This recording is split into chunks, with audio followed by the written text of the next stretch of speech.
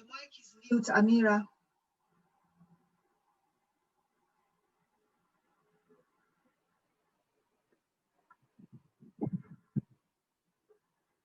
Assalamu alaikum, Amira. Your mic is mute.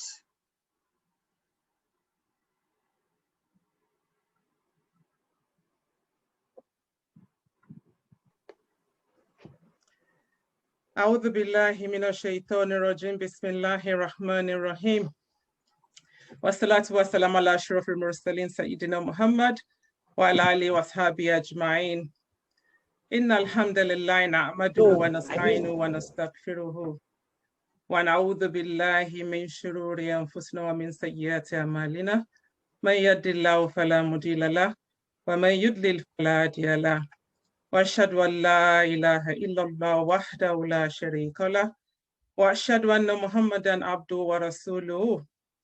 Verily all praise is for Allah. We praise him, we seek his aid and ask for his forgiveness. We seek refuge with Allah from the evil of ourselves and of our own evil actions. Whomsoever Allah guides, no one can misguide. And whomsoever Allah misguides, no one can guide.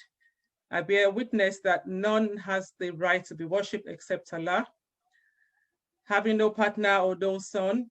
And I bear witness that our noble Prophet Muhammad, sallallahu alaihi wasallam, is his messenger and his Rasul. It is my pleasure to welcome you to another series of our critical thought lecture. Alhamdulillah Rabbil Alameen that we're able to join this lecture today.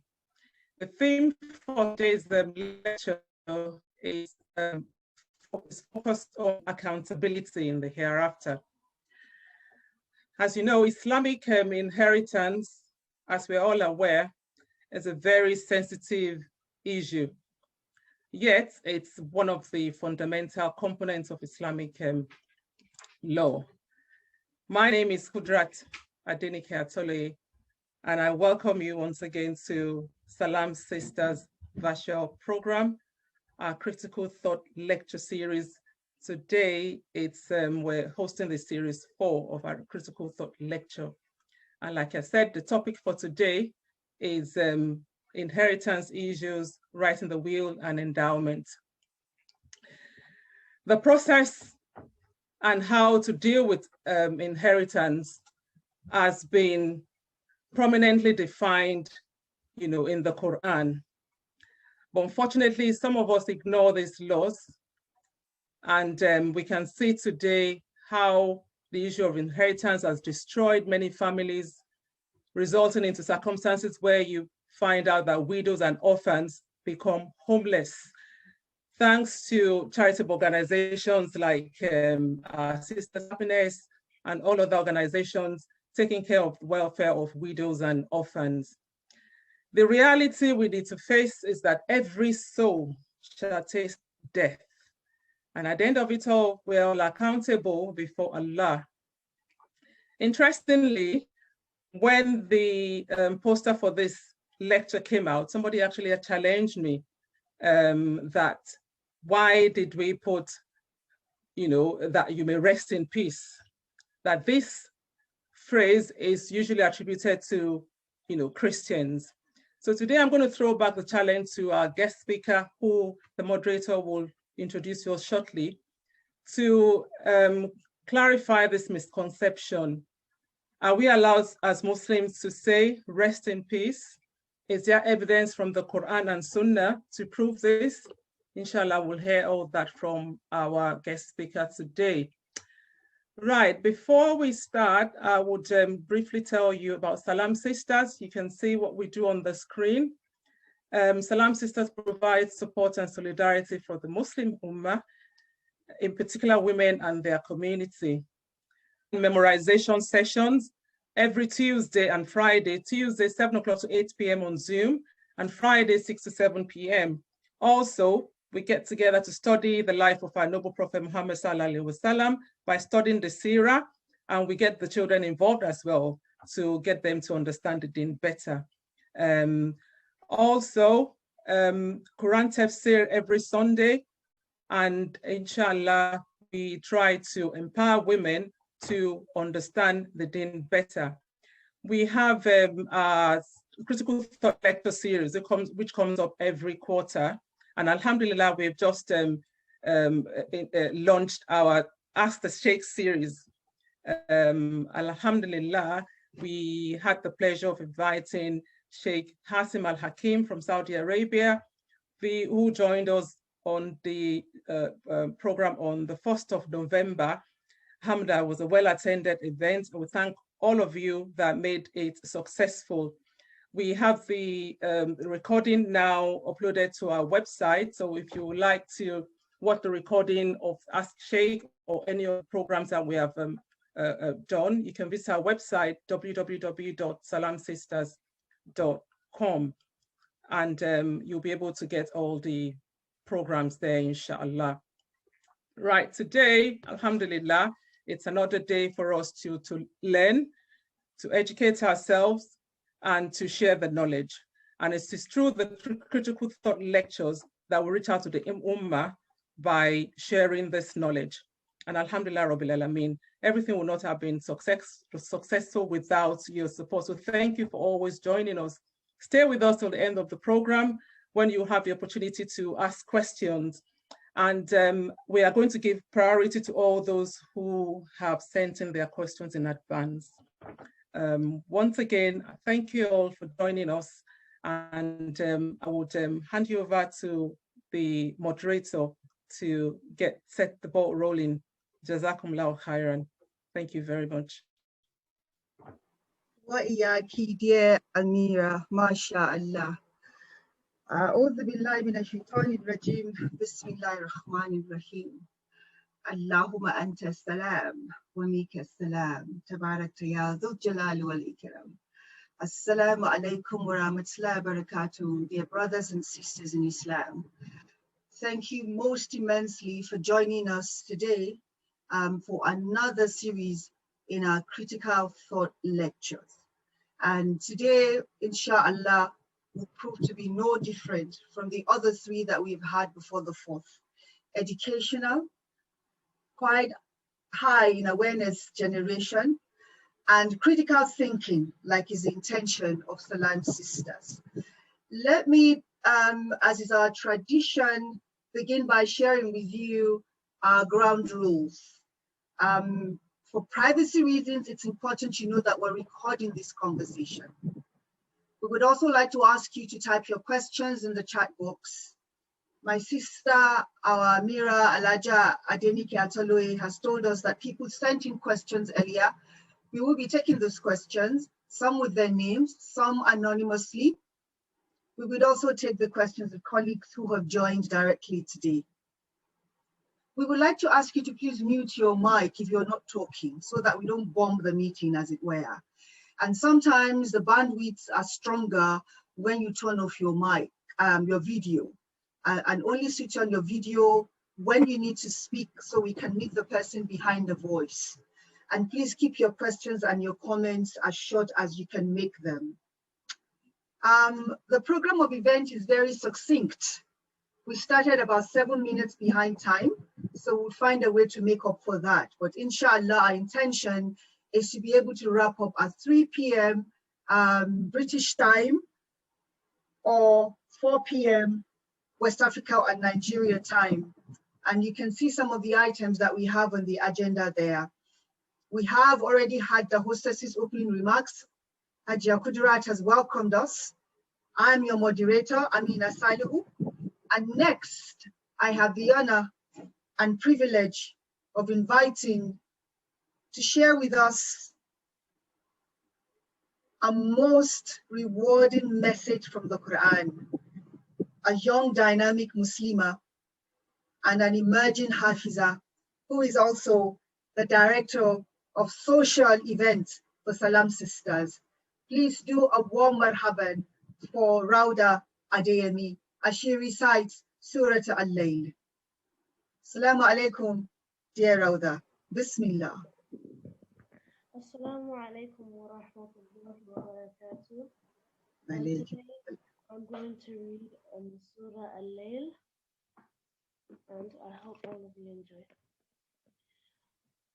أعوذ بالله من الشيطان الرجيم بسم الله الرحمن الرحيم والليل إذا يغشى والنهار إذا تجلى وما خلق الذكر والأنثى إن سعيكم لشتى فأما من أعطى واتقى فصدق بالحسنى فسنيسره لليسرى وأما من بخل واستغنى فكذب بالحسنى فسنيسره لليسرى وما يغني عنه ماله إذا تردى إن علينا للهدى وإن لنا للآخرة والأولى فأنذرتكم نارا تلظى لا يصلاها إلا الأشقى الذي كذب وتولى وسيجنبها الأتقى الذي يؤتي ماله يتزكى وما لأحد عنده من نعمة تجزى إلا ابتغاء وجه ربه الأعلى ولسوف يرضى صدق الله العظيم. Allahu Akbar. MashaAllah. Jazakumullah khairin, darling Rauda. May Allah increase you in hikmah, increase you in taqwa, and help you realize your goal of becoming a hafiza, insha'Allah. Thank you so very much. This is always our tradition at Salam Sisters, distinguished ladies and gentlemen, and it is for a reason. It is important that we think about Islam in new ways that make Islam even much more profound for even people who are not Muslims. And one of the important things that we need to do as Muslims who are living in the kinds of societies that we live, secular societies, is that we must think about the intergenerational pipeline. Who are we going to hand over the baton to? What do our children know? How are our children learning? What are those important traditions of Islam? And how are we passing them over to the younger generation? And so there's a very important symbolism in having young Rauda recite from the Quran today. Distinguished dear sisters and brothers in Islam, welcome once again. Time is always of the essence, and so the next item on our agenda will be to introduce our erudite scholar for today. We've already seen the nature of some of the questions and the comments that have come our way, and we know it's going to be a very enlightening session on a very, very important theme, which sometimes we feel we have to rest some unknowns, some little knowns, and some things that we thought we understood, but which we need to understand a whole lot more. And so the theme for today, that you may rest in peace, settling your will, endowments, and inheritance issues, is a very loaded theme. And to do justice to that theme today is a special guest speaker, an erudite scholar across secular and Islamic spaces, a brother who has a bachelor's and master's degree in insurance and management from the University of Lagos, and a second master's degree in Islamic management, banking and finance, with distinction from the Loughborough University. Our guest speaker also has a PhD in insurance from Nottingham University Business School. He's an associate member and chartered insurer of Chartered Insurance Institute of London. Our keynote speaker is currently an associate professor in the Faculty of Management Science, University of Lagos. He's well-traveled across Asia, North America, and Africa.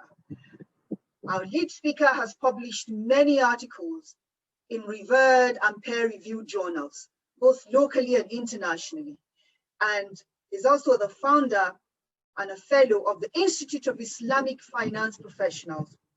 A family man, an Islamic scholar, our keynote speaker is the chair of the Lagos State Muslim Pilgrims Welfare Board and the Zakat and Sadaqah Foundation.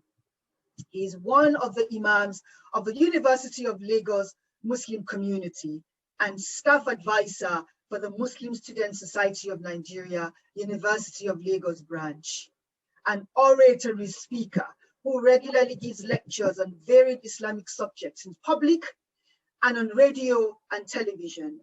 And amongst our keynote speakers' work are Islamic books such as Winning Souls for Allah, Conquering Shaitan, and Mosque Basics and Management.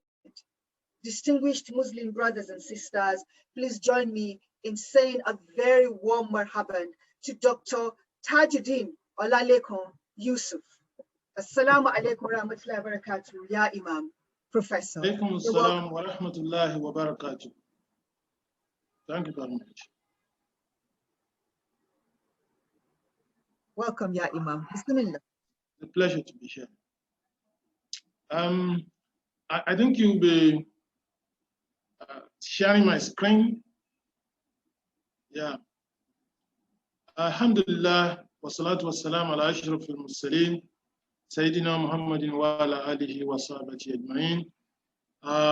My brothers and sisters in Islam, assalamu alaikum wa rahmatullahi wa barakatuh.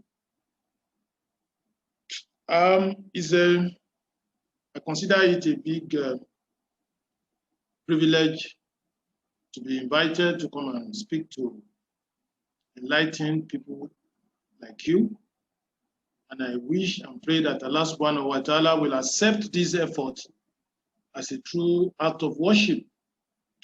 Like you will have seen, the organizer, the moderator will have seen, the three issues which we shall be discussing today. I have 50 minutes, so wide in scope that I do not consider what I'm going to say today as all you need to know about the topic, because the time is not there. I just want to scratch the surface of these issues to tickle our imagination, to provoke our thoughts, because I must admit, while I was preparing for this lecture, my own conscience too was pricked. And I thought and I wish that it pricks our own conscience too, as I manage to deliver it. I pray that Allah subhanahu wa ta'ala will put light into it and make it beneficial to both myself and yourself. Let's go to the first slide. That is the presentation. I'm going to talk about the theme.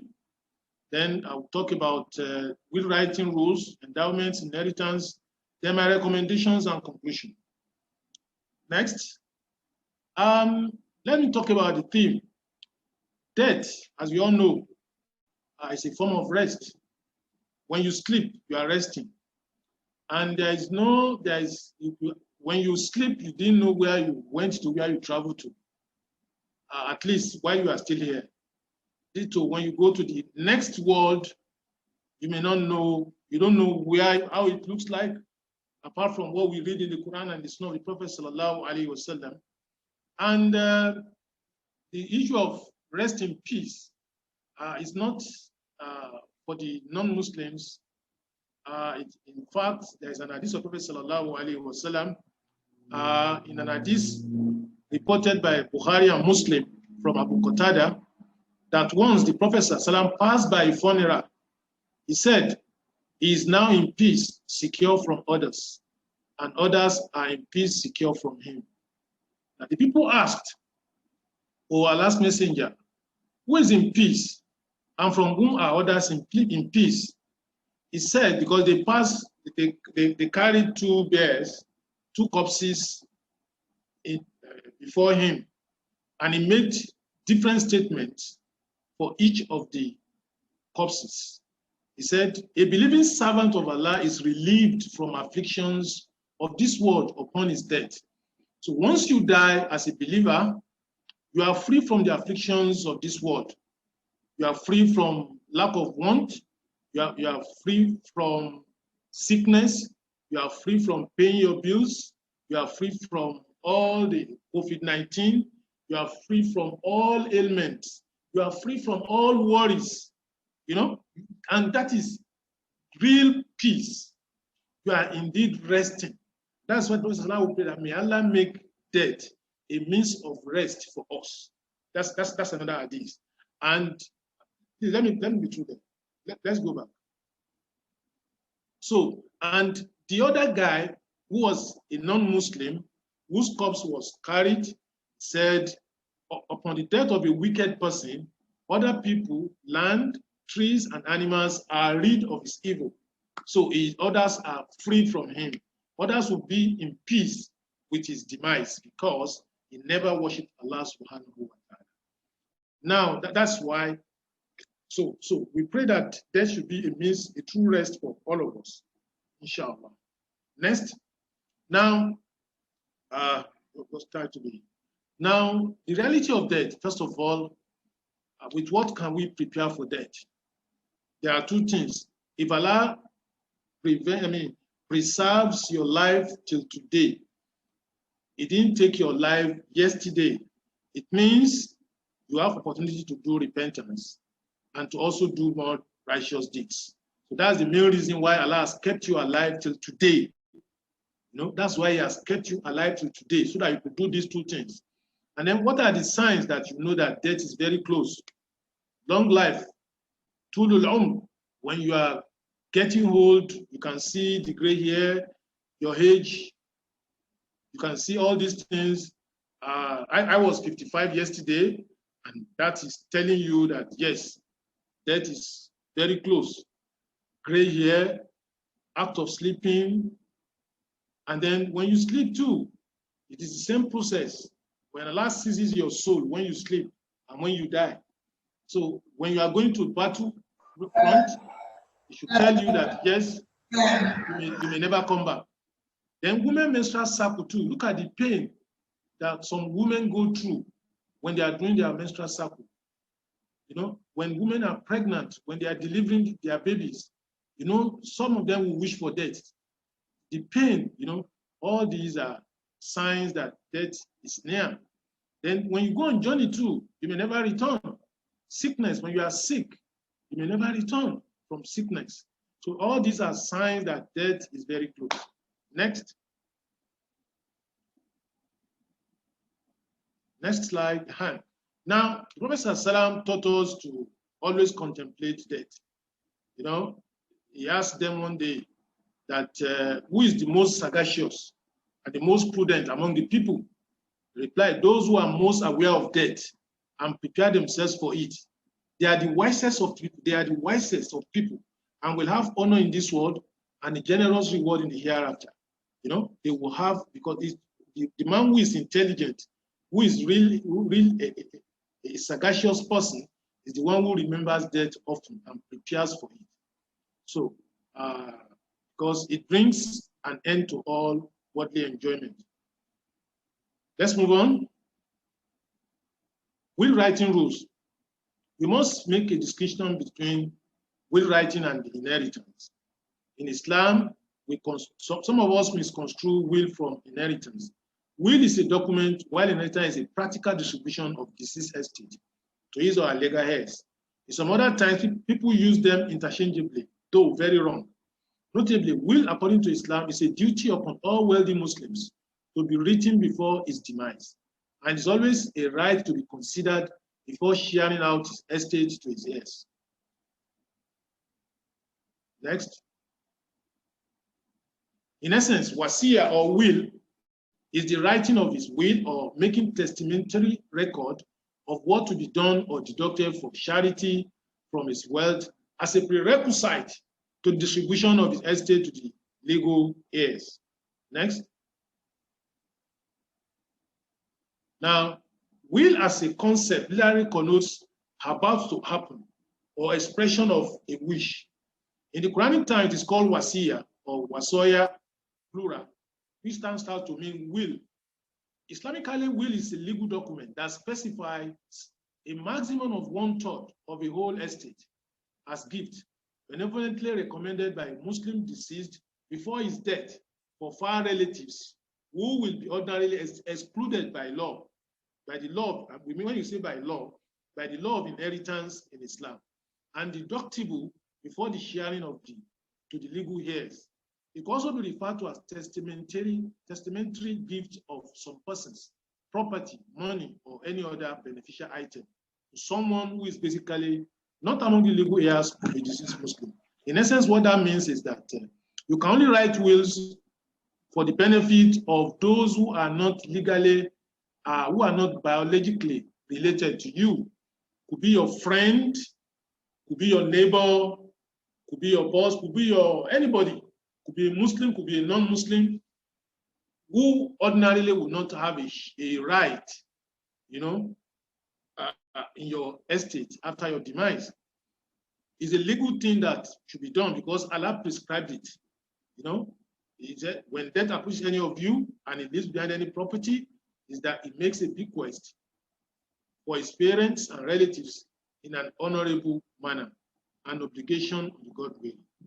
On the authority of Jabir ibn Abdullah, the Prophet said, whosoever dies and his will is well documented, dies on the right path and on sunnah, he dies on piety and testimony. He dies and have all his sins forgiven. Abu Hurairah also reported from Salam, verily, a man will walk the walk of righteousness for about 70 years, and he wrongfully writes his will. Thus, he concluded his life with evil deed. Eventually, he ends up in hell. And verily, another man will engage in evil deeds for 70 years and justly writes his will. Thus, he ends up his life righteously and eventually enters paradise. So it is not something that we should joke with. It is something we should take very serious. Next. What is the wisdom and benefit in will writing? Is this a means of worship and golden opportunity to earn additional rewards after death, or a means of atoning some of our shortcomings after death? This will make accountability on the day of judgment much easier.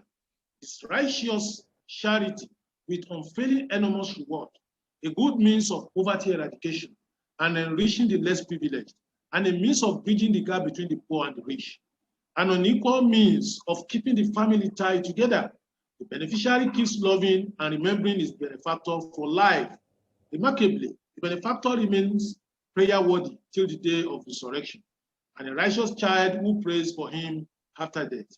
And more importantly, it is sadaqah to jariyah, Waqf, the golden goal endowment with aslun yabqa wa thamarun tunfaq wa thawabun la yanqata, preserving the capital, that is the endowment in brief, and spending the proceeds fisabilillah and earning unfailing reward. It is undoubtedly a means of protecting one's property and wealth from loss.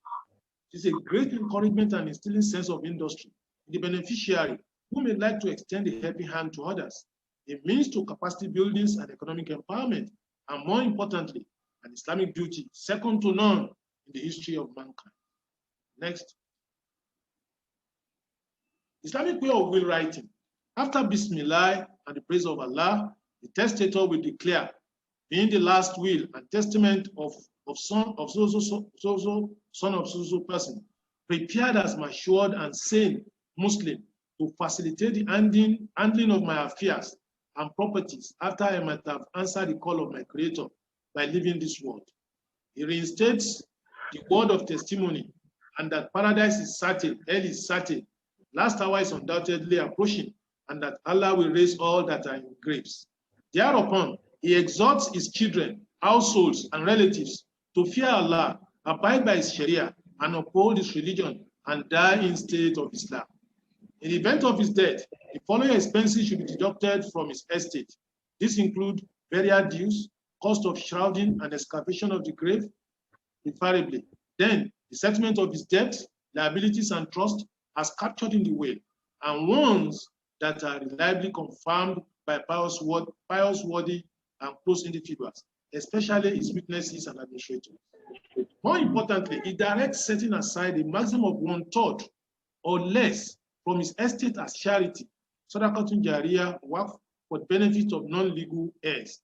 Conclusively, he reads through or listens to the reading or appending his signature or thumb printing and date in presence of at least 2 witnesses or 3, as the case may be. If the witnesses are 1 male and 2 females, they will also write their names and append signatures. An official seal or stamp may be an added value, and land knows best. Now here, let's look at what are the pillars of, go on. What are the pillars of will writing? The pillars are three: the offer, then the text itself, which is I bequeath certain item from my estate to the benefit of this person after my death. And the third one is the acceptance of offer by the beneficiary. These are the three pillars: the offer, the offeror, and the text of the legal wording bequest. Next. When does wasiya become effective? Your will becomes effective only after the death of the testator and settlement of debts. If debts eat up the estate, the beneficiary may not have anything to benefit. The distribution in all cases is after the payment of legacies and debts. Next. What are the conditions governing this? The AL-MUUSAA, the testator, he must be well-to-do and capable financially to benefit others. Is expected to be matured and sane, free in all ramifications, and could distinguish between right and wrong. In case of any shortcomings, like he is a minor, insane, slave, hence he is not fit to donate, or is sanctioned as a result of being bankrupt, or is under investigation by a social crime agency like the EFCC here in Nigeria or the ICPC, such people's wasiya cannot be administered by estate distributors and legacy executors. Next. Then we go to the AL-MUUSAA-LAHU, the beneficiary. He must not be a potential heir or an inheritor. He must not be the child. You get it now. The beneficiary must not be, in the case of will writing, the beneficiary must not be your son, must not be your wife, must not be your uncle, must not be your, because all these people are already taken care of by Allah in the Quran. Will writing is only meant for the benefit of those that are not potential heir. Then a legal heir cannot benefit from wasiya. Imam Shafi said, Allah distinctively and proportionately revealed verses of inheritance and alongside he mentioned about wasiya and made the two remain in an unabrogated succession. And of his school of thought wants that the beneficiary be specified, otherwise wasiya will be considered for general use. For instance, I bequeath my house number 13 at Permissible estate to the children of Abdullah, son of Abdurrahman. With the death of benefactor, the house becomes automatically the property of Mr. Abdullah's children that are alive, including the one being expected if Mr. Abdullah's wife is pregnant. The third condition is that the beneficiary must not be the killer. If the man has died, if the deceased had been killed by the person who is coming forward now as a beneficiary, he cannot benefit. If he has hand in his death deliberately or quasi deliberate, the bequest document written in his favor becomes null and void. Next. Next.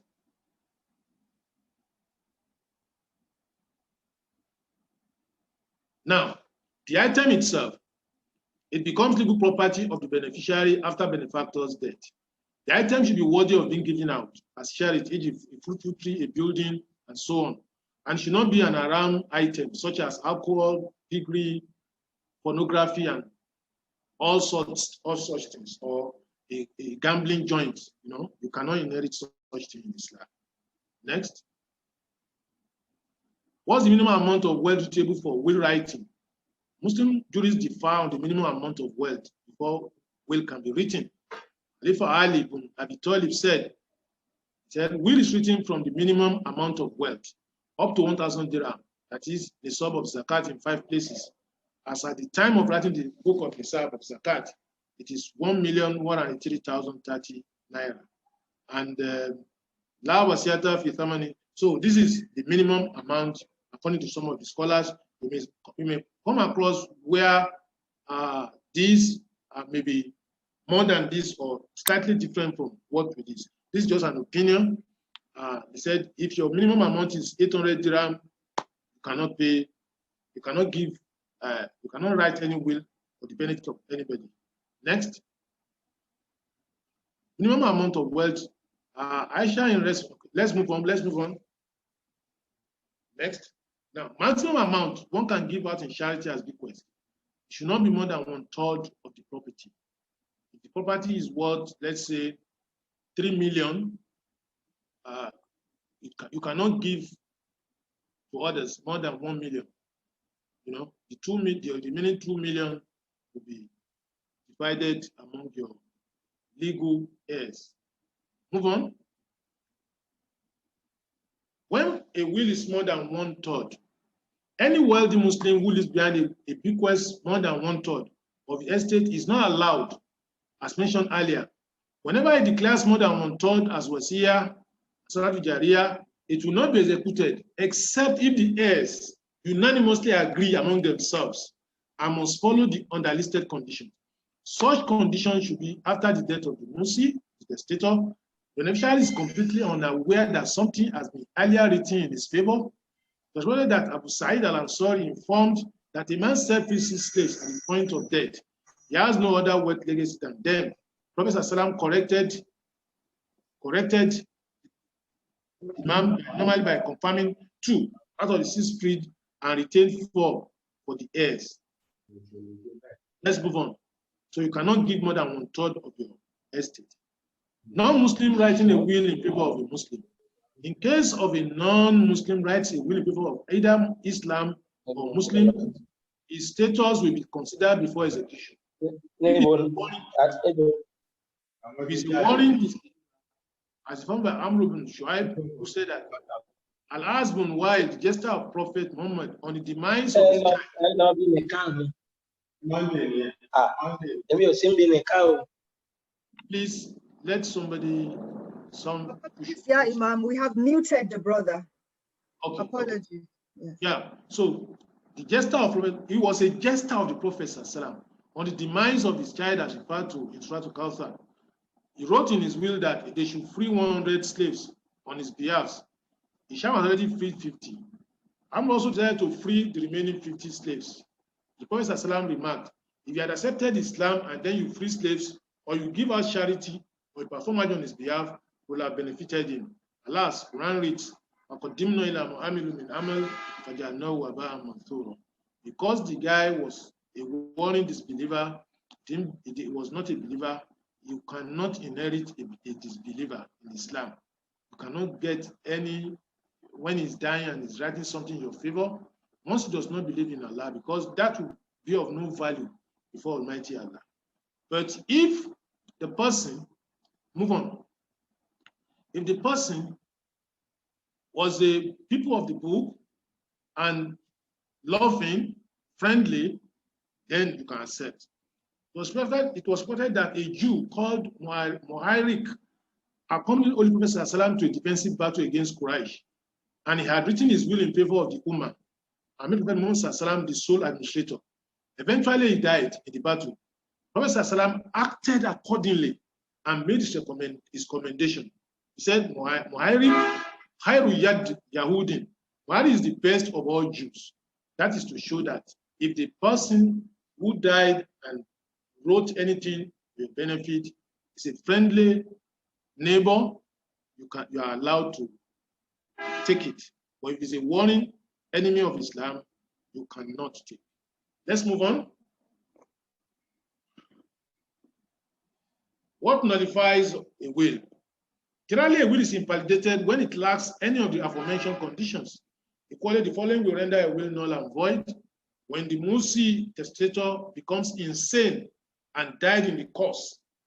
Then if the beneficiary dies before the testator, then in the case of the item in question of bequest, being decayed for time.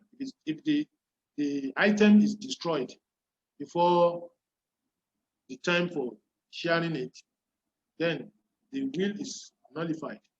Next. Now, what are my observations? Now, in case the testator is deaf and dumb, he cannot write nor express himself clearly, but can demonstrate his intention with fingers and gestures, such action is approved and permissible for execution if correctly understood by his audience. Secondly, it is highly necessary to proofread, revise, and update one's will from time to time, and more essentially, whenever he engages on a journey. Then, in case the word of 1/3 is specified decreases as a result of debt settlement, Whatever remains will be divided among the stated beneficiaries. No will or bequest is considerable except after the payment of debts. In all cases, according to Imam Ali ibn Abi Talib, who decreed that payment of debt before wasiya, a will written without witness or verbally be pronounced will still considered for execution. The example is the one at the point of agony, decreed that people should free his slaves and give a certain part of estate as sadaqah. A blind or illiterate can dictate his will, which will be read unto him before thumb printing. Compulsively, will writing is a shining beauty of Islam. It makes inheritance proceedings easier and smoother. It saves people properties from loss. It is an unequal opportunity of earning reward till eternity after one's demise.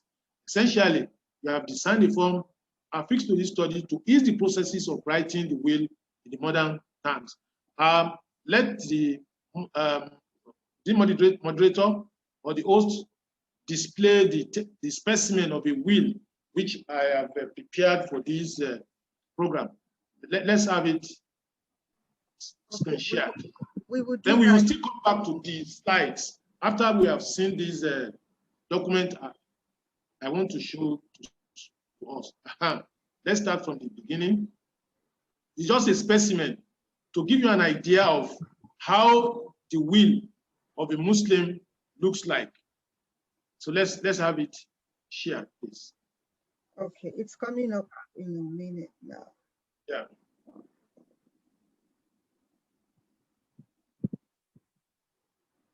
Okay, if that's taking time, let me go because I'm very time conscious. Let me go to the next. And you're doing well with time, yeah, Imam. We also don't want to rush you too much. This is a very important conversation, and the will should be on your screen now. If you see it, let me know. Okay, yes, I can see it now. Yes, good. So you can see, I don't need to say much, just be rolling it. You can see that, don't be too fast.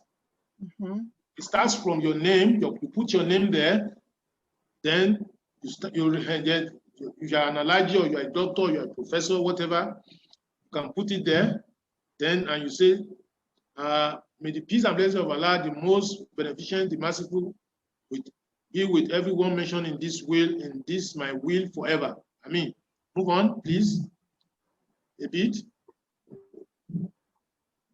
The last will of me, Allah, so and so. I hereby revoke all testamentary dispositions made by me and the codices I have made prior to this my last will and declare this to be my last will. I hereby appoint the following organization, individuals, contact number and address, you see, as to be who? To be my executors and the trustees of the will. I direct that my just debts, if any, funeral and testamentary expenses should be paid out of my personal estate. I direct that the foundation that prepared together with all or any of my executors should be responsible for obtaining probate to my will. The foundation shall be entitled to charge its administrative expenses, while all statutory payments for the grant of probate be paid from my estate. And in the event that the foundation is not available, or should it be unwilling to obtain probate to the will, then the trustees of this my will shall appoint a legal practitioner of their choice to obtain the said probate. Let's move on. I don't want to be reading this. This will take our time. But these are just preambles to the main issue. Move up a bit. Yeah. Your biodata. Come down a bit. Now you need to now state your children, the males and the females, then your assets that you own, your landed property, your house. If you have 10 houses, you have to list them. Your vehicles, your bank account, your companies, all those companies you have shares should be stated, listed. Your furniture, your equipment, your credit, cash, gold, silver, shares. Then you now list your liabilities. My liabilities, what are your debts? Monetary, the amount, the owner, the phone number, email, remarks, materials, monetary. Go on, go up. Then their last debt. If you are owing some fast, if you are owing, going on Hajj, if you are owing any debts of Allah, you have to state it. Then trust. The following are entrusted to me. Please ensure they are returned to the rightful owners. If you are keeping something for the organization, for your company, for your school, wherever, you have to list it, description, rightful owners, documents that are in your custody. You have to list all of them. Then your bank account, you list them. Company's business, enterprise, furniture, fittings. You need to list all these things so that you don't match them. Your land and houses that are in your custody, that don't belong to you, have to list them as well. Move on. Then you now do your wasiya now. This is where you now give out from your 1/3, not more than 1/3 of the estate. You now state the beneficiary, I mean, the person that is meant for. Then special clause that my trustee take special note of the following. I direct that he should be buried in accordance with Islamic rites of burial. The findings and sharing formula done by the foundations involved preparation of this, my will or that done in strict compliance with Sharia, as well as the Prophet, is binding on all of my beneficiaries. And then you list those that will be in charge of your will, the administrators. Then in witness whereof, I said, then you list the witnesses. Move on. As a testifier, you sign. Move on. Up.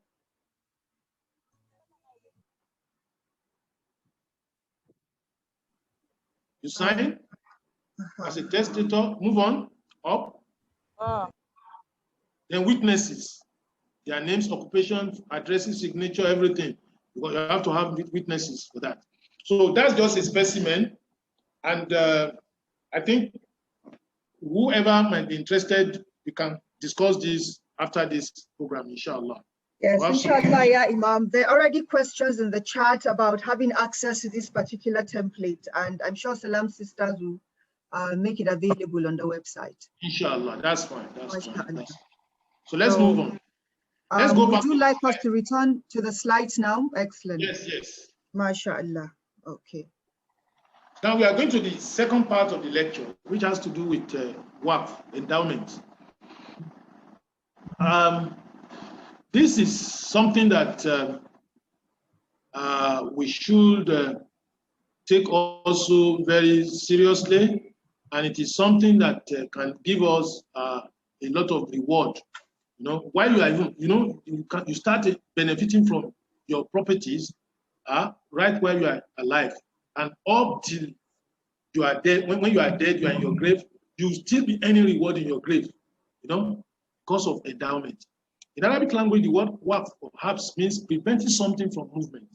In Sharia terminology, waqf refers to making a property invulnerable to any disposition that leads to transfer of ownership and donating the usufruct of that property to beneficiaries. Move on.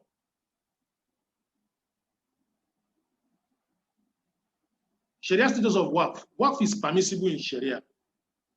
It's not compulsory, but it is permissible, as has been emphasized by the Sunnah and the Sunnah, the Ijma.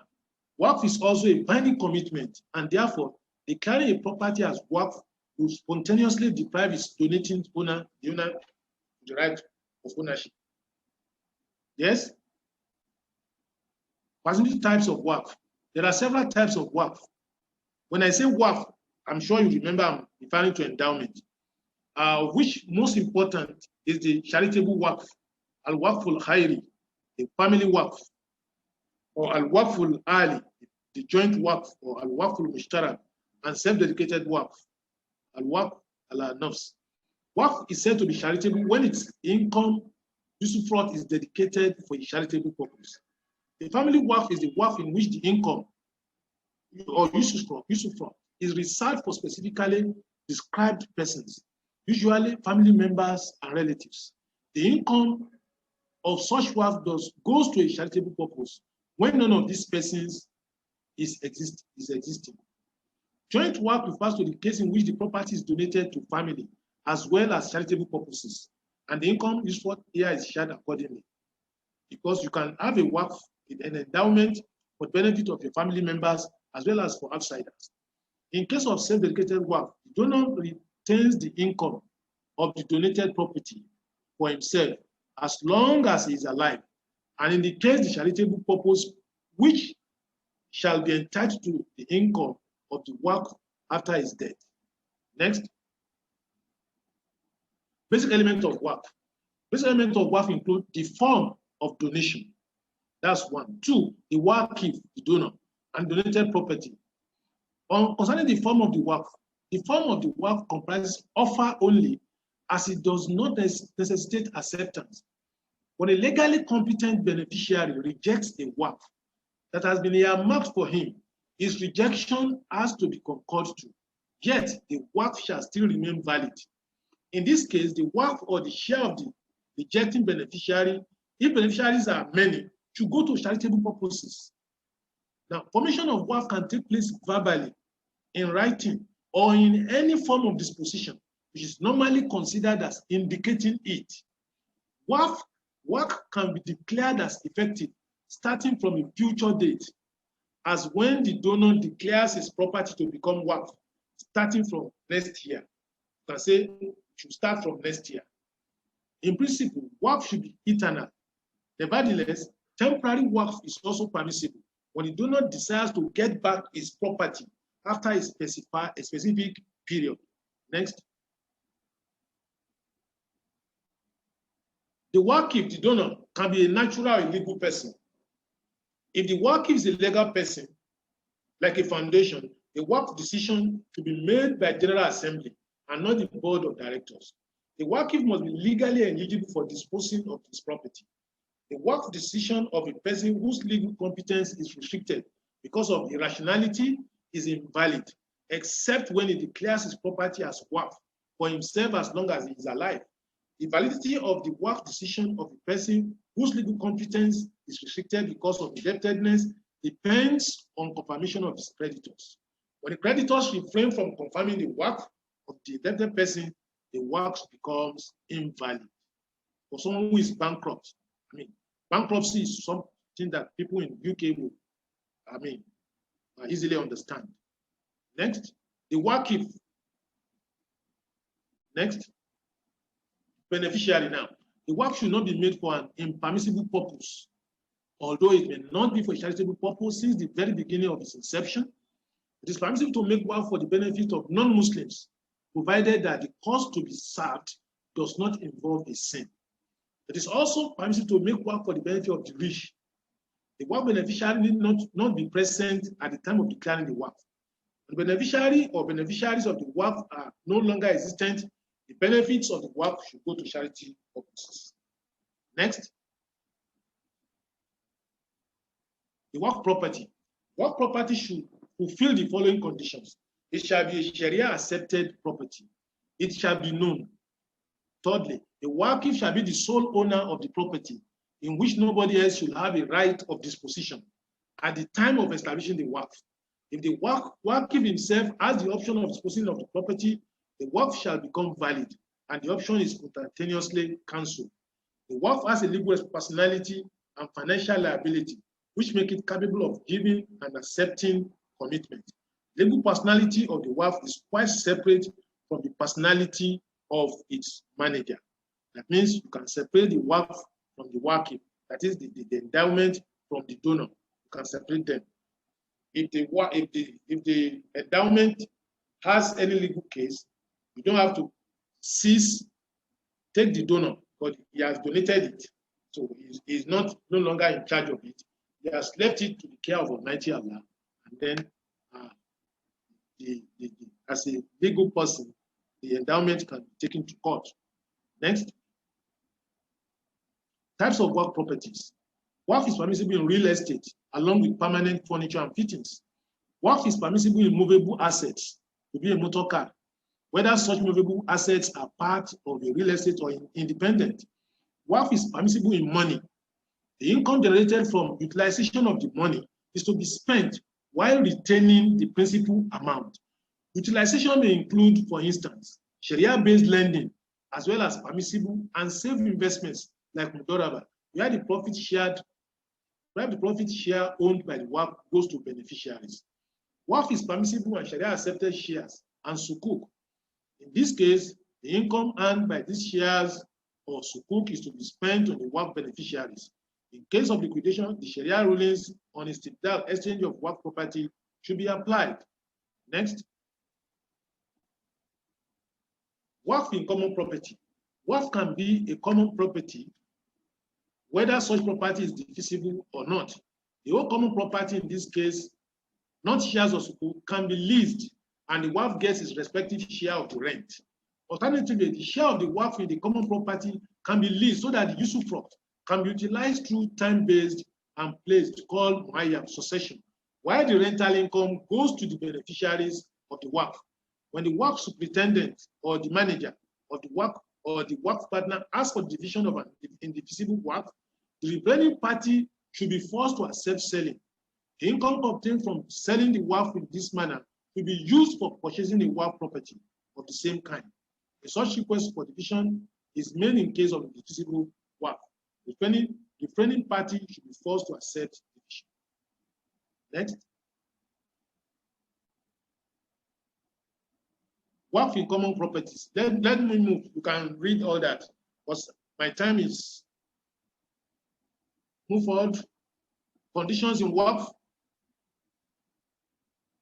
Now, the Waqif, that is the donor, has the right to make his endowment subject to all conditions which do not contradict with Sharia, and his conditions shall be as enforceable as Sharia conditions.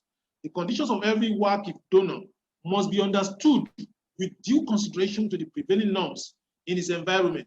Such conditions may include, for example, designating a certain superintendent for the Waqf and specifying his remuneration package. The designated superintendent could be an individual, a group of people, or an institution. Regarding the form of the Waqif, the donor, can make a condition that his debt should be settled from the Waqf income after his death, or he may stipulate a condition that the income of his Waqf should go to him first, as long as he's alive, then to his family, and finally to charitable purposes.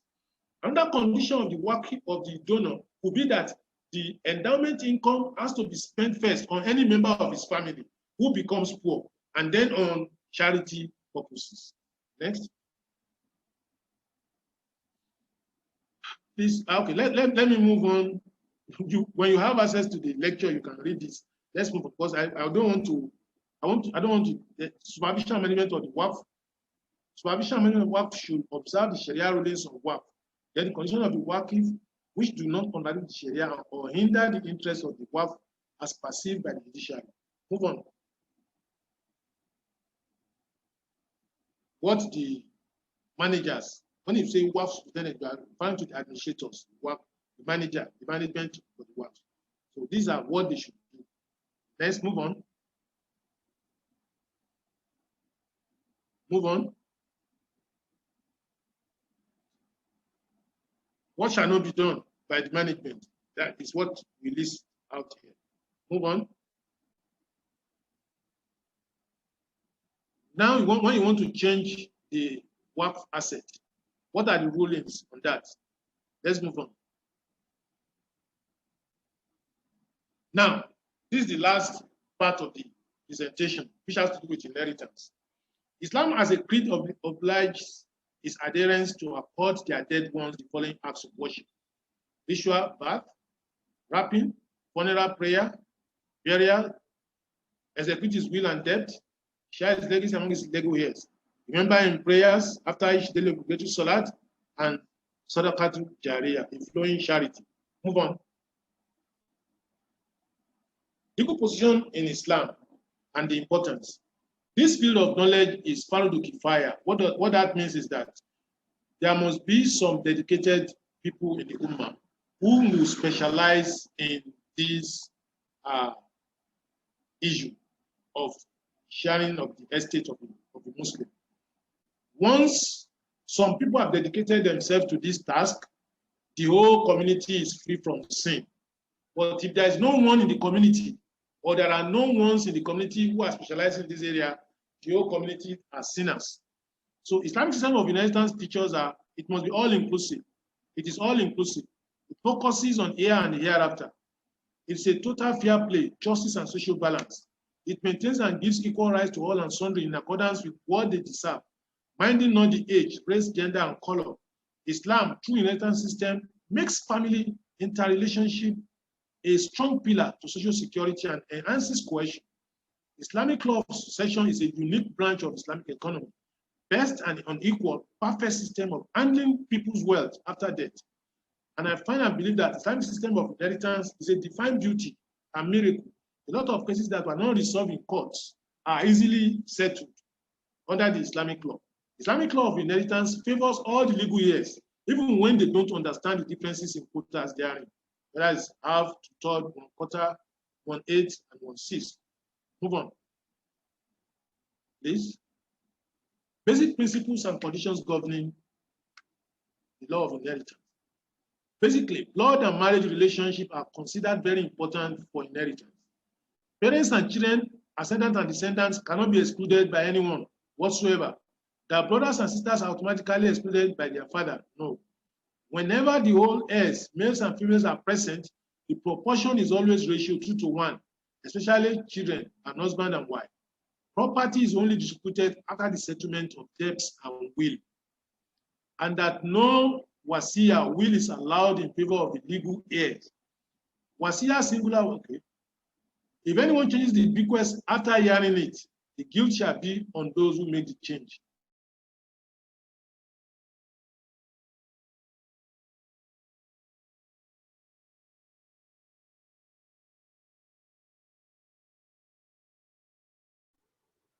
For Allah hears and knows all time.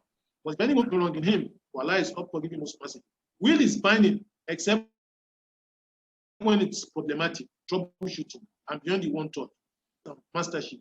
But this was later on abrogated. Next.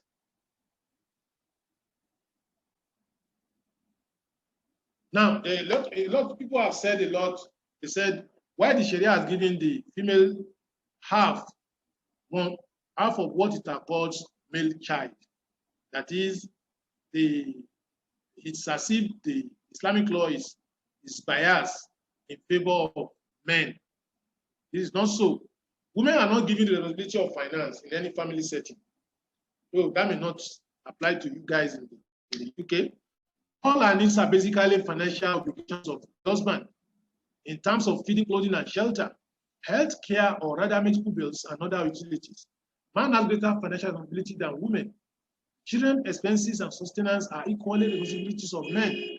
All that are provided for mother are accorded their children's school fees and educational materials inclusive.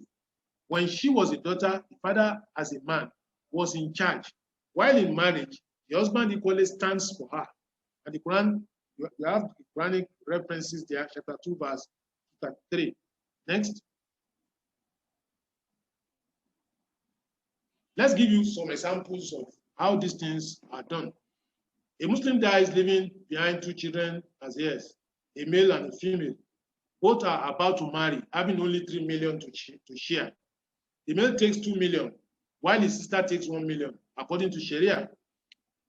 Now, the brother now wants to marry. A brother paid $500,000 dowry, and another 500,000 for marriage expenses. He has only 1 million naira as balance. The sister at the same time received the 500,000 as dowry from her groom, another 500,000 to buy other materials needed for marriage. She is having the balance of 2 million. Both are now married. The brother will have to dip his generous hand to where the balance of 1 million is to maintain his wife. Allah has given her the balance from her husband. So the woman at the end of the day is having 2 million, while his brother is having only 1 million. So you can see the justice of Islam. Next. Some practical examples. The law of ratio 2:1 is not in all cases. There are cases females take greater share than males. In case a Muslim who died leaving behind children, who are the remainder, then the father will take 1/6, the mother will take 1/6. So the children will have to share 4/6 or 2/3.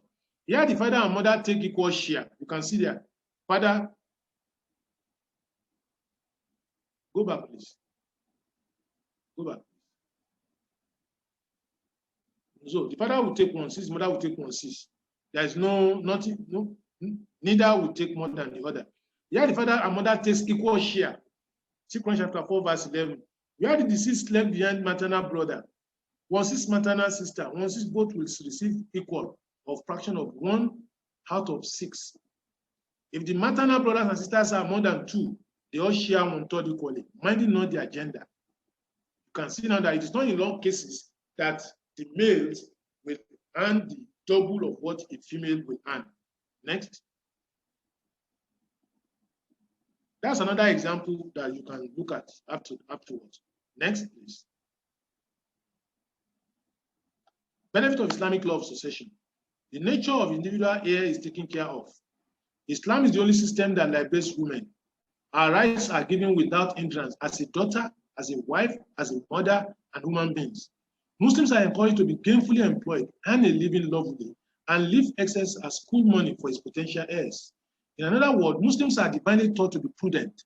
The Islamic system ensures that children enjoy good living after the demise of their parents, even at youthful age. Islamic inheritance is the best child insurance scheme. 1/3 is even much more. Leaving your heirs rich is better than leaving them poor. A means to enrich and eradicate poverty within relatives. The blessings and unfailing reward in 1/3 of the estate is Sadaqatun Jariyah. Great reward in the obedience of Allah and protection from hell.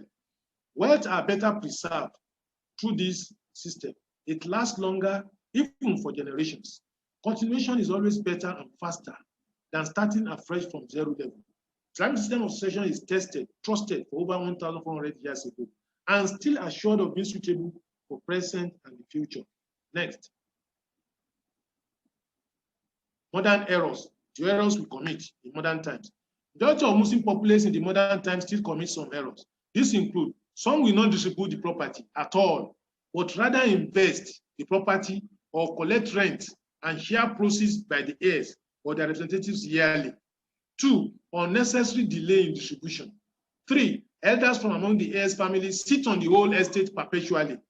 4, taking away or embezzling part of the estate and distributing the remainder. Loss of both the deceased and his estate, just because this is considered too young and the heirs are in money mood. Some parents, out of sadness or money, reject their share. Some parents, they don't want to have a share in the estate of their dead child, son or daughter. It's your right. It's your Allah-given right. You can take it. You know. Some families deliberately reject the Islamic option. They say we are going to do Ori Ojori or Idigi. You know, they jettison it when you even tell them. And Allah says, "For whosoever disobeys Allah and His Messenger and oversteps His bounds through Ori Ojori and Idigi, He will admit him into fire, wherein he abides forever, and he will have a shameful punishment." Also, decline the whole estate as sadaqah, as demonstration of our sadness or ignorance. No, you don't do that. You don't leave all to sadaqah. There will be those who will be entitled among the family. Then distributing clothing materials and money, then leave the landed property for joint or family use is also not accepted. And misconception between will and Islamic law of succession. Let's do away with all these misconceptions. And finally, recommendations and conclusions. Muslims should not feel defeated, especially the scholars. No knowledge is inborn. Knowledge in most cases is acquired. Let us venture into the verses and ideas of inheritance. Doors of ijtihad are never closed. Doors are open for those who know. Other Muslim professionals can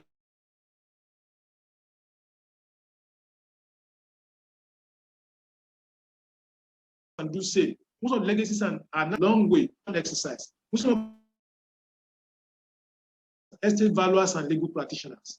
Our Muslim professionals, accountant, valuers, and lawyers should always put it in mind that fisabilillah assignments are as obligatory like other 5 pillars of Islam.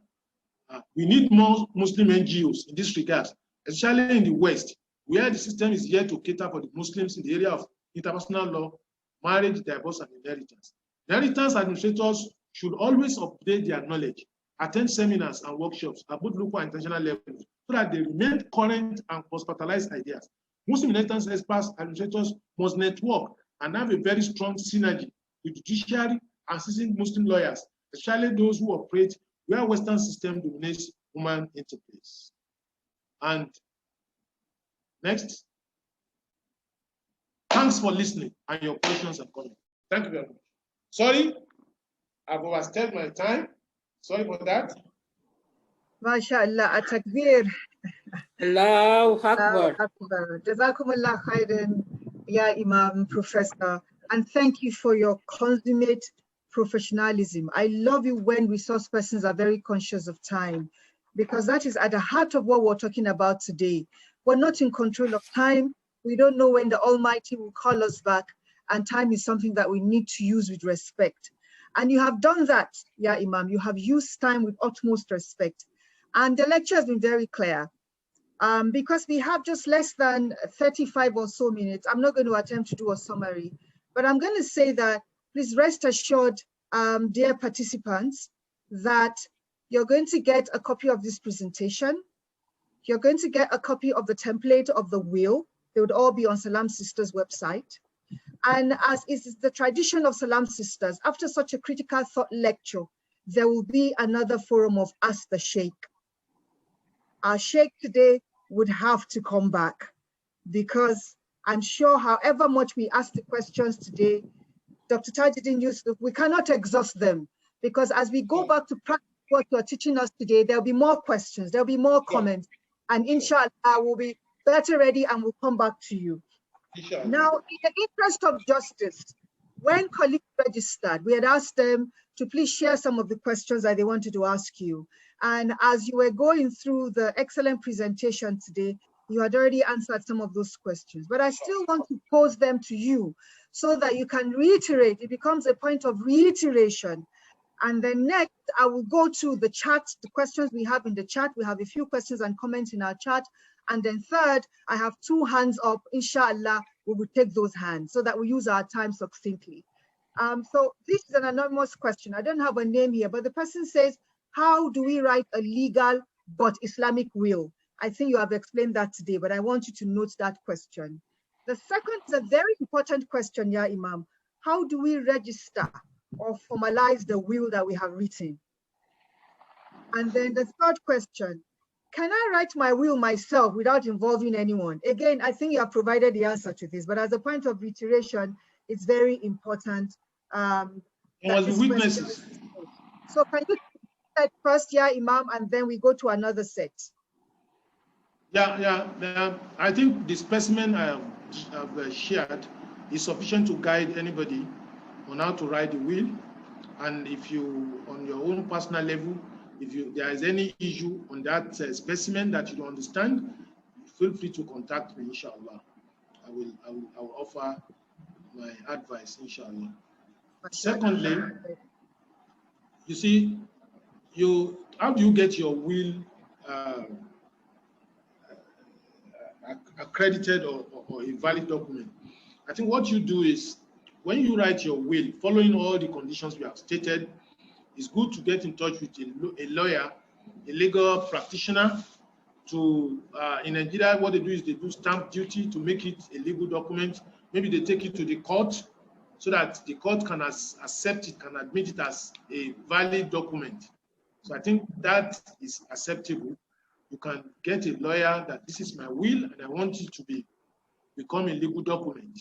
And then you can get it so that it becomes obligatory for whosoever is going to administer it. And you let those who should know, who are very close to you, to have access to it. And these are things that you should discuss with your friends, discuss with your wives, discuss with your children that have a will, and that when the will is read, this is a copy, so that everybody knows. Because you see, death is not something that Muslims are afraid of. You know it will come. Whether you discuss it or you don't discuss it, it will definitely come. But it's good, like Prophet Salam advised, that a wise person is somebody who discusses it and is preparing ahead. I must tell you that I mentioned earlier that when I was preparing this lecture, my conscience was pricking me. You understand? And everybody becomes reality. The reality is dawning on you. Am I doing this thing the right way? You know, you can see somebody tonight, tomorrow morning is no longer alive. Death just comes anytime. And it's not something we should toy with. Thank you very much. Thank you, Imam. A couple more questions that came in before today. Can one allocate an estate or a certain property as gift to one out of his children while one parent is still alive? It's not clear whether is it the parent of the child or is it the parent of the testator? It's not quite clear. But the question is whether one can allocate an estate or a part of it to one of the children. You can give any of your child anything while you are alive. You can give them anything while you are alive. You understand? Right. But once you are dead, those such children will not have access to any special property. You understand? You better give the child before you die. Once you die, the property becomes to the central pool for all your heirs. You understand? You cannot say that house in Lekki is for my first son. You can't say that once you are dead. You can give your first son that house while you are alive. You understand? So that everybody knows that house is not going to be shared. It's our senior brother that owns it. Everybody knows, so that it will not lead to litigation after you are dead. MashaAllah. I would now like to come to the questions in the chat, and the Omokbes have a question. To Salam, Professor Badr, how do we reconcile Sharia with the law of the land where Sharia is not recognized, especially where the will and inheritance is contested by an inheritor? Some Muslims erroneously use part of inheritance for Sadaqah Tijariyah. Could you kindly shed some light on this? You know, I mentioned it in my closing remarks. I mentioned this thing that we tend to, there is no need for litigation because that's one of those, when we said to rest in peace. Doing this, engaging in these three items we have discussed today will automatically make you rest in peace, because these three topics are making sure that there are no crises, no disputes after your death. You know, everything is already stated. So, and then you are selecting or appointing reputable people to be the administrator of your estate. And as a Muslim, these are things you will have been discussing with your family members, so that there will not be room for rancor.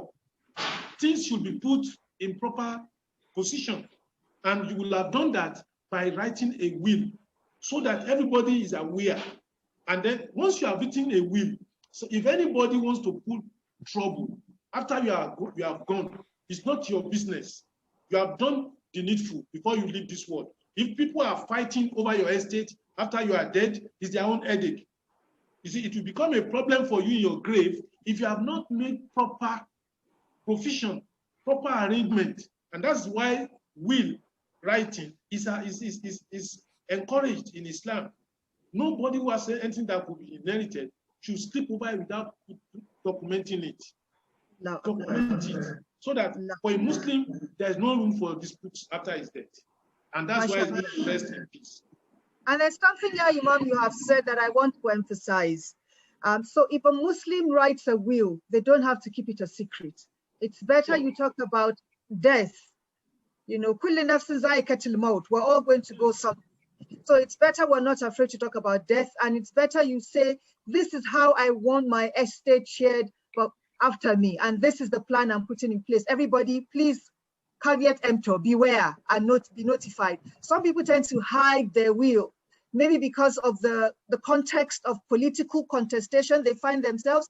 So you are advising that it should be made open. Sure. Don't hide it. Why are you hiding it? You don't have to hide it. In fact, you see, one of those things you do is from time to time you discuss these issues with your wife, with your children, so that things will not catch them unawares. You understand? And there will not be any room for argument after you. Don't hide it. Allah make it easy. Yeah, Imam, there's another question in the chat. Can a woman write her own will even though she has a husband? Yes, if she has properties, she must. She can. The fact that your husband writes his own will does not debar you from writing your own will too. The child too will have his own will. Once you are matured as a Muslim, you are entitled to write your will. Excellent. I saw that on the template you actually had Alaji/Alaja, Yeah. who tells us that yes, indeed, an Alaja can actually also write it. Yes. Now I'm going to ask Kehinde Abbas and Dr. Munira to stand by. Those are the two hands. I don't know. My sister or my brother Kehinde already indicated in the chat that they would like to ask you a question directly. So I want to give them that chance. And Dr. Munirat also has a hand up. But I want to ask one final question that I see here and then return later to more questions. And this is slightly not very related, but I think it might be in the context where you had said, even if you were to have a will or you want to give or you want to create an endowment or Waqf, you must not be a debtor and it must not be unclean money. Now, sure. I'm asking, what is the ruling on a student who has student loan debt to pay? Can that person still go for Hajj, even though they have debts that they have to pay? Settle your debt first. Settle your debt first, because debt is such is not an issue. It's not a small matter, because if your debt is not settled and you have not made provision for the settlement, you are going to be hanging in your grave. One will be hanging. So it's a serious thing. So we should make efforts to make provisions for the payment of our debt. Even though the money is not available now, you must have a provision in place that I'm expecting some money, this money should go to settle this debt. Even when you leave your estate, the first thing that must be taken from your estate is your debt. After your debt, next your will, then inheritance. Sometimes if debt and will takes all the properties, that means your family will have nothing to share, because your family.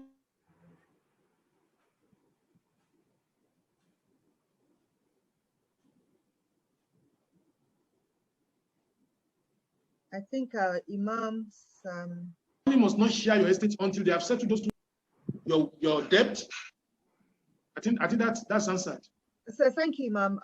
Let me pause and take some of the voices. Like I said, this distinguished interested person, Kehinde Abbas, they had indicated they wanted to ask you their question themselves. Is Kehinde Abbas on the call? Can you unmute your mic and ask the Imam your question while I ask Dr. Munira to stand by? Kehinde Abbas. All right. Dr. Munira Togulai, please, you have the floor, ma'am. Okay, thank you so much, Prof. And thanks to Salam Sisters for this important lecture. I have two areas of clarification that I want to seek from Prof. One is I'm still confused about the issue of not including inheritance in the will. You know, that the will are, you know, the kind of beneficiaries that the will is meant for. The reason why I'm saying this is that I think that if what I want to give to my children, what needs to go to my husband, what needs to go to my mother, is stated clearly in that will, I think it helps a lot. So I don't know what the ruling is in terms of not including this in the will. Because I've seen, in fact, as I'm speaking with you, even though my father wrote his will and stated what needs to be given to each child in his will, some of us still suffer because we did not attain the age of 18. Our family members took over those property. So I'm now thinking, if they are not included in the will that is not stated specifically that this goes to child A, this goes to child B, then what becomes of that child, you know, when eventually they pass on. My second area that I want to seek clarity for, I quite understand the ruling about what Islam says in terms of inheritance to female child and to male child. But looking at the context and the reality that we find in today, because we are saying that because most of the finances, you know, are the responsibility of the men, and yet today we have a lot of female who are heading household, who are financiers, who are this, who are that. So what is the ruling in that reality?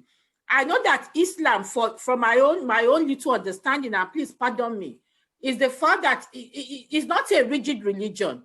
It's a religion that also responds to our needs when it comes to that perspective. I know that it is God Almighty that says ratios of 2 to 1. In terms of the prophet, people are very pious, they do the right thing. But now looking at the reality, sir, what do you say to that? Thank you very much. Thank you very much. Thank you. Now, concerning your first question, in the area of specifying what should be for who, while Islam says writing of will is an opportunity that Allah gives us to earn more reward from our property, to benefit from that property while we are alive and even after death. It gives us an opportunity that don't take out more than 1/3 of it to benefit others. Could be your friend, could be your neighbors, could be your school teacher, could be anybody that you love and you feel this person should benefit from my wealth. It is for such people that will writing is meant for. Islam believes that what would be the best right for your mother, for your father, for your child, for your daughter, for your son, for your husband, he knows what is best for them. And that is why he has owned by his own. Because that property you call your own, you are a custodian, you are a custodian, you are a trustee on behalf of Allah. Allah owns that property. You remember when you're coming to work, you do nothing. When you eventually go, you will go with nothing. Now, all those properties you are ascribing to yourself, they are by Allah. And Allah says, this is what I am. If it's a father, this is what should go to him. If it's a mother, this is what should go to him. If it is a daughter, this is what should go to him. If it's a son, go to him.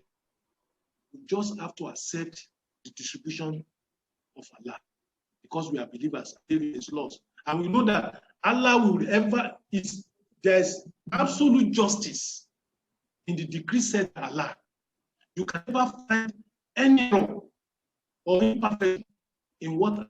So why Islam does not allow you to specifically state this is what should go to your biological relatives is that will eventually lead to injustice and bias on your part. You'll be biased because these people, they relate to you differently. You can say, because this is my son, he looks more like me, he behaves more like me, and you give him more than he deserves. So once you go, you have created problem. But when you now tell your family members that all of you, listen, I'm going to follow Allah's laws in my will. What Allah has given you is what you should take. What He has not given you, don't take it. So that because when I go to Allah, He is going to ask me about this issue. So please, so as believers, we just have to accept. Thank you, Imam. It's a very complex question, and it's a question that worries a lot of us as women. And you can tell that, this is Salam sisters. And we're always having to ask ourselves about the dynamism of Islam and how we can better protect our daughters and our sons as well as ourselves. And when you gave the example earlier about the man, the brother who got 2 million because his sister had to get 1 million and he was going to get married. And so he spent $500,000 maybe on dowry, another 500,000 on wedding preparations. But we know of instances where a bride-to-be might say, the dowry that I want, the sadaqi that I want is just teach me a verse of the Quran. In which case, that boy does not spend that money. We know of families where it's the girl's family and they are the ones who do all of the reception and everything. So, Imam, you might not be able to give us all the answers today, but we want you to think deeply about this so that when we come to ask the Sheikh, we want to understand. And it goes it goes to the first question that was asked earlier about the intersection of Islam as a religion of peace, of justice, as a way of life, and the context that we have in terms of the secularity around us. And we need to survive.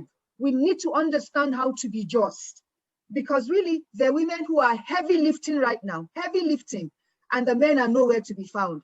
And what about an instance whereby the children have just become vagabonds? You don't even know where they are, yeah, Imam. They have not appreciated the labor that you have put into making this wealth. Are you still obliged to leave that kind of wealth to those kind of children? Or are you better off giving it to social children who have been there and who have taken you as a parent?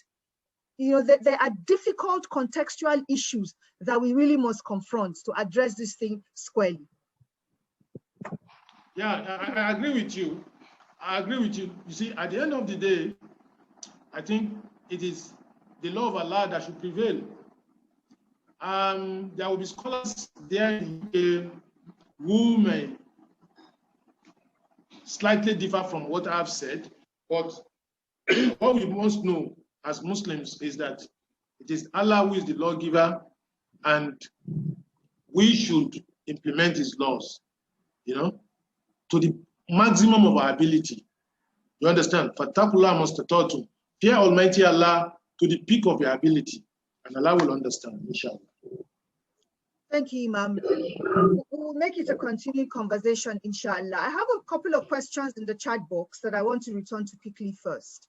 And someone had asked whether, is it more of a blessing, Nana Fatima, is it more of a blessing if a healthy person disposes of his or her wealth in anticipation of death without making a will at all? You just give out everything you have before you die anyway, so you don't have to make a will. Does he have more blessing or not?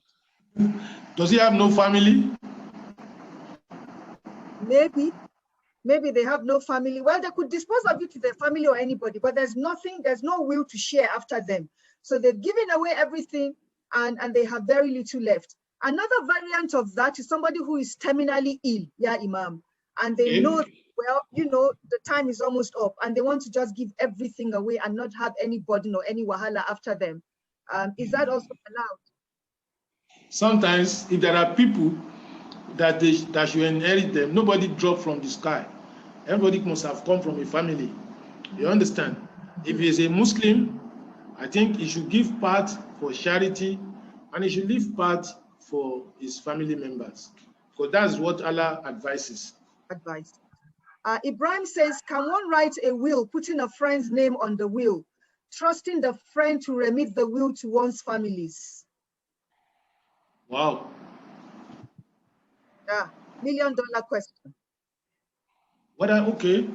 Well, the guy who has been willed, who is the beneficiary, should fear Allah and deliver it to the family as he has been instructed. He should fear Allah and let the family, maybe by force of circumstances, the family could not have direct access to the wills, can pass through somebody and it will be fine. Okay, and if the friend does not do the right thing, then the burden belongs to the friend. Yes, he carries the burden. So there's a question here. What if the deceased left instructions that a certain property, it's disappeared now, should not be given out? You left for what? Let me find done again. And that came from Salam sisters. What if the deceased left instructions that a certain property should not be sold? What does the family do? If it is not sold, what should it do with it? So for example, yeah, Imam, if someone says, this is the wasiya I want to leave, this particular house, even if it's for his or her children, and says, this particular house is our root. This is where I want all of you to continue to live. Do not sell this house. It is yours to inherit, but please do not sell it. Should the children, after the death of that parent, should they continue to keep to that word that their parent or their parents have left to say, don't sell this house, or are they at liberty to dispose of it as they think they want, since it's their property anyways? If the father says it should not be disposed of, yes. Yeah, if he says it must not be disposed of, what we shall do is we will look at the value of that house. What fraction of the entire estate does that house? If the house is not up to 1/3 of his estate, so be it. It shall be for that purpose. Nobody will sell it. That will constitute a waqf, an endowment. You understand? In the name of the family. And that it will not belong to anybody. So, and it must be maintained such that that house will remain the way it should be. You understand? But if that house is more than 1/3 of the estate the man has left behind, we cannot obey that. We cannot obey a will in disobedience to the Sharia. A testator can make a mistake in his will. It is not binding on us to obey, to follow it. When that contradicts specific instruction from the Quran and the Hadith, he may make a mistake. We must not follow him in making the same mistake, except if that property is not up to 1/3. We can say, yes, let it be so. But once it's more than 1/3, it shouldn't be so. Thank you, ma'am. The Omokwe and Mojid Adam, please stand by. I'll be calling you next. Professor Ya Imam, I would like to take this very important question in the chat. Can a Muslim person bequeath to his or her non-Muslim child, since the child cannot inherit from the estate? Or can they be given a gift while that parent is still alive? So a Muslim parent has a non-Muslim child. What's the ruling? Yes, you can give him. While you are alive, you can give that child. You can give that child. Because once you die, he cannot inherit you. He's not included again. Exactly. So you can give him while you are still alive. But once you die, he has no right. All right, thank you.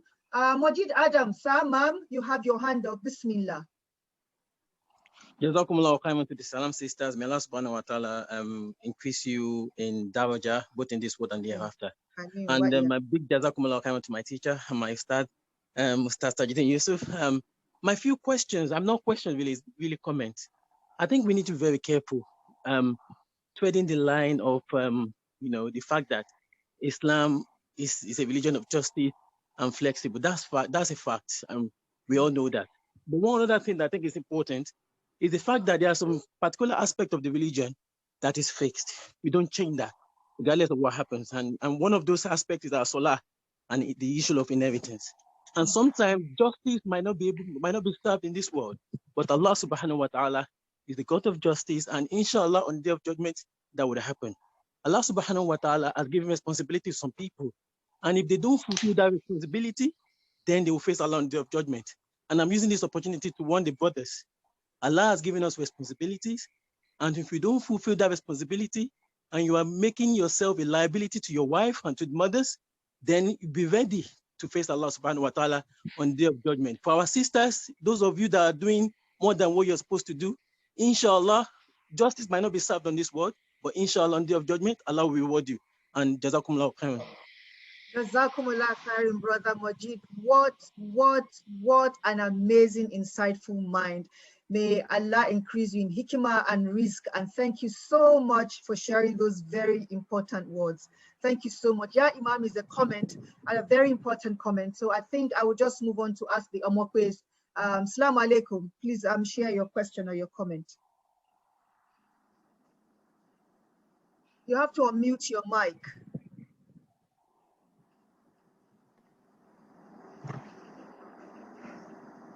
Assalamu alaikum wa rahmatullahi wa barakatuh. Jazakallah khair, Madam Sheikh and Prof, for your detailed and excellent presentation. May Allah reward you abundantly. Just two things. One is a comment. The other one is part of my earlier question. You answer part one, but not part two. The comment, quickly, if I can touch on that, is the aspect of a person wishing for a particular property to be retained for a family and not to be part of the inheritance. One practical way to deal with that would be for the person in question to gift it to the members, the family as a whole, either by setting up a limited company. And that, as I'm sure those learned friends on the platform will know, that that's a separate legal entity. And that, of course, will have the benefit of that being gifted and taken out of what could be the inheritance or the demise of the individual. It could also be given to a masjid as well. Baytullah, for instance, we expect will have a perpetual entity from time to time, and that will continue. Allahu Alam. Thank you very much. Now, the second part of my initial question is to do with certain Muslims. And honestly, they use part of inheritance as Sadaqah Jariyah, which of course outside the initial 1/3. This, even from the initial 1/3 and deep into the remaining inheritance, believing that if they build a masjid or part build a masjid, that will serve as Sadaqah Jariyah for the deceased. I believe this is erroneous, and it would be helpful if our Sheikh could comment on this. Exactly. So after the man had written a will, 1/3, does it now mean? Yeah, well, what I'm saying, Sheikh, am I still on? Yes, you are. Please make it very concise. Yes, sir. Yeah, what I'm saying is that some people are in the habit of using part of the inheritance and Sadaqah Jariyah after the person have actually died, believing that that's going to benefit the person. I believe this is erroneous.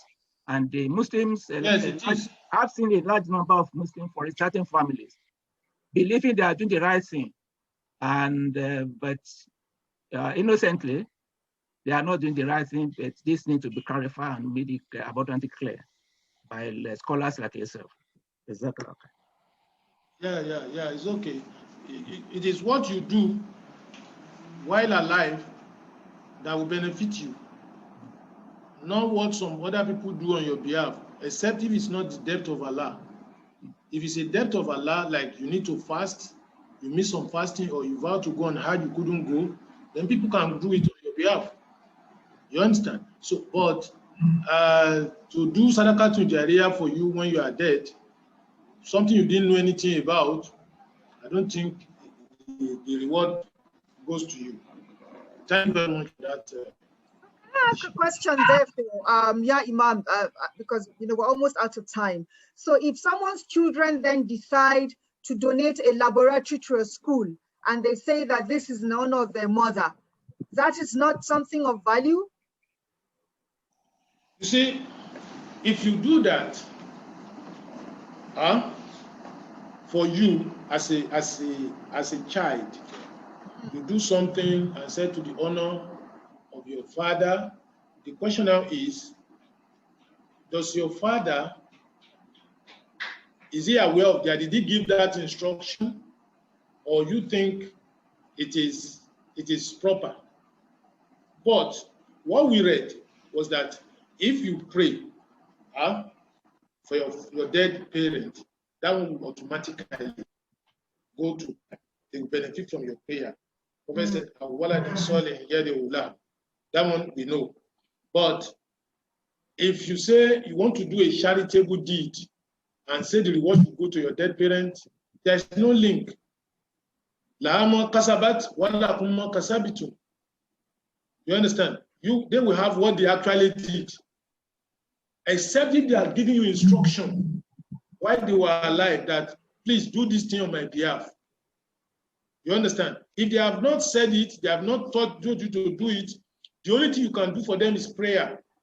That prayer will definitely go to them. According to the Prophet sallallahu alaihi wasallam, provided you are a believing Muslim, you are practicing Muslim. If you are a sinning Muslim and you are to think if you organize malams to do prayer, you are just enjoying yourself. So you guys are just enjoying yourself. May Allah make it easy for all of us. I have one last question that I want to take in the chat. I've asked a sister to please restate her question. I sent you a private chat. If you can restate it so that it's clearer and we can ask. And then I see Ibrahim Abdullah, you have a chat already. You've already shared your thoughts, but I'm still going to give you a few seconds to hear your voice because you have your hand up. So yeah, Imam, let me ask that question and then invite my brother Ibrahim to speak. Our Imam, our big brother said someone wanted to know what is the earliest age to write a will. Thank you, Imam Hussein, for re-echoing that. What is the earliest age to write a will? Earliest age is once you become matured Islamically. Once you are matured Islamically and you own properties, you have assets, you have liabilities, that is when you start writing your will. And will is something you write, you update. If you are in addition to your asset, you have to go and put it there. Go and write it, go and include it. If someone has been sold, remove it. So will writing is an ongoing thing. It's not something you do once and then you forget about it. Hajjah Suleiman, are you still there? I saw your hand up earlier. My brother Ibrahim, you have the floor, please. Salam alaikum. Thank you for the opportunity. Salam alaikum. Yes, my question is, I have two questions. The first one, is it lawful for one to benefit from companies' will, like an benefit, like in the developed country, there's what they call benefits, something like that. Is it lawful for a Muslim to benefit from that? That's the first question. Your second question quickly. Your second question, so Imam can take them together. The second question, I asked that, but it was not properly explained. That was based on, can I write a will, putting my friend's name on the will? For instance, let me use a case study. In a developed country, there's what we call social security or something like that. So if you want to write a will, mostly they always put social security. What if my family did not have, and I have a friend that have this social security number? Can I put the friend's name with the number on my will, hoping he's going to remit the will to my family? That's my two questions. Thank you. Salam alaikum. Alaikum assalam. Yeah, Imam, you have just a minute to answer this question. Okay. Now, whereby you ask somebody to have access to your entitlement, if that social security is your entitlement, yes, you can put it in your will that it should go to your friend who will now remit to your family. There's nothing wrong with that. If it's your entitlement, that's that. Now, the first, I can't remember the first question again now. The first question is it lawful for me to get entitlement from the company I'm working with? Yes, like if you are working there. Developed country. If you are working they have there, what we call death benefit and something like that. Yes, if you are working there and it is part of the remuneration or entitlement to workers, it's your right. There's nothing wrong with that. That's why you are working lawfully. It's your right. You can collect it. But if they give you what is on Islamic, like say, come and take these cartons of beer, you can't take such. Well, if it is money. Thank you, yeah, Imam. I want to squeeze in this question quickly. If someone is owing me money and he or she is refusing to pay me fully, and I don't want to go to a debt collector, can I put it in my will and ask my children to help me collect the money even after I'm dead?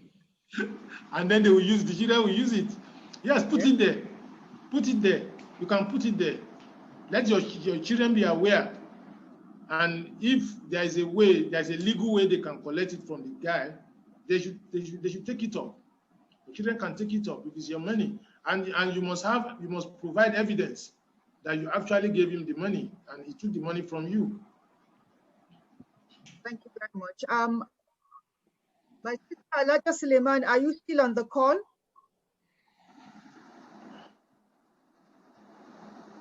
Yes, Assalamu alaikum. Alaikum assalam. Alaja, you have 30 seconds. Welcome. Okay, my question is kind of a follow-up to the one asked earlier on by Alhaji Omope. Now, maybe it tends to be peculiar to some specific tribe in Nigeria, but the two scenarios are somebody dies and then the relative decides to use part of their money to build a mosque or do some charity, believing that Sadaqah Jariyah. That is one scenario. The second scenario, the children will inherit from the deceased person, from their own inheritance, decide to say, okay, instead of me spending this money, we're going to use it to build a mosque or to build a borehole or do any other charity organization. What is the ruling on these two scenarios? And we've tried to answer this. And what we have said is that, you see, for all of us here, the fact that some things has been happening, has been going on for long, does not make it right. You know, what we should do or ask our old ones that, look, what will you want me to do for you that will benefit you even after your death? Ask them. Let them make a statement on this. It's unlike you now deciding yourself after they are dead. You understand? So that means if that would be allowed, that my parents who never believed in charity and I'm now doing charity for them when they are dead, it means many people will escape their deeds, what they have done. So it is better you ask our fathers who are old, our mothers, please, what do you want me to do? Like I will tell you, my own mom was telling me a couple of days ago that, look, I want you guys to build a mosque for me. And you build it in my name. Now she had made a specific need. She is asking while alive because she knows the value of a mosque. Saying, my children, I want you guys to build a mosque in my name. She has already said it. So whether we do it while she's alive or we do it after she might have gone, she will get the reward because she made that specification. It's not like you now deciding on yourself. What I am sure of is if you pray for them,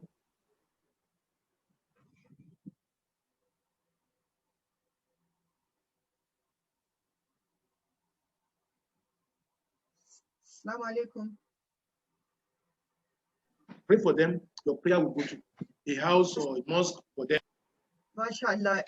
Ya Imam Professor Dr. Tajuddin Olalekon Yusuf, Jazakumullah khairin for sharing with us from your wealth of knowledge.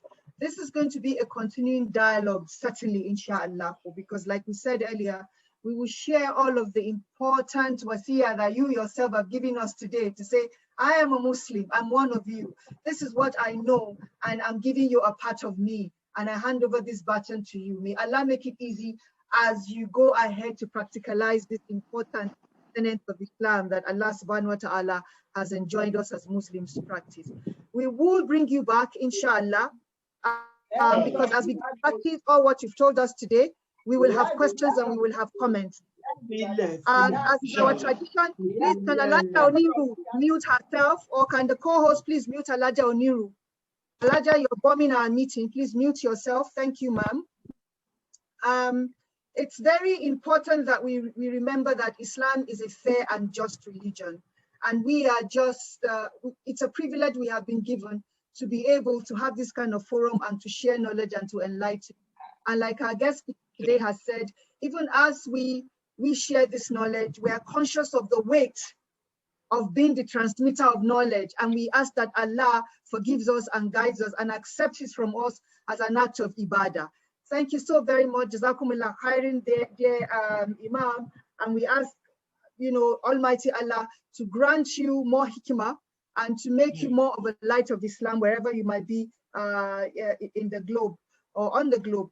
Jazakumullah khairin, dear colleagues who have joined today. May Allah make this an act of sadaqah for you and accept it. And please feel free to share your thoughts with us, salamsisters.org. Visit our website. All of these materials will be there. And I say to you one more time, Jazakumullah khairan, astaghfirullah wa atubu ilayh. May Allah accept it from us and forgive us our sins. And let me hand over back to our Amira, Alaja Kudrat Otoloye, to close us out with a closing dua. Assalamu alaikum, dear colleague.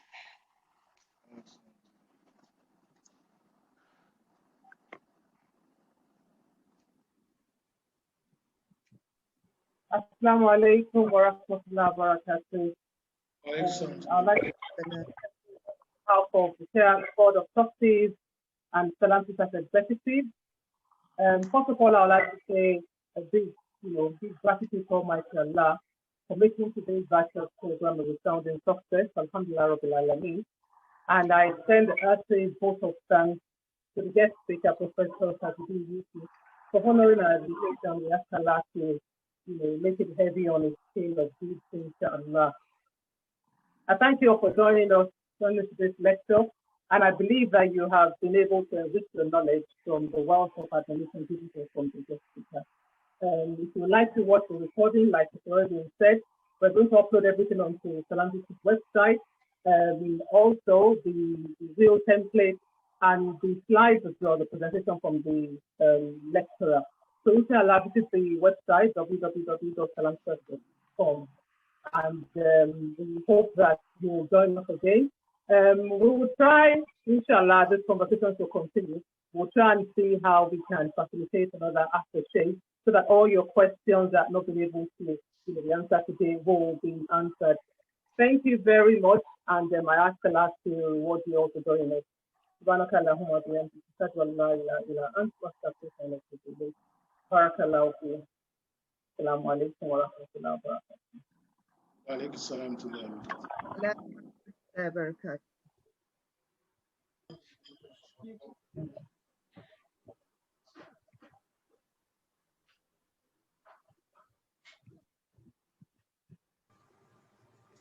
Assalamu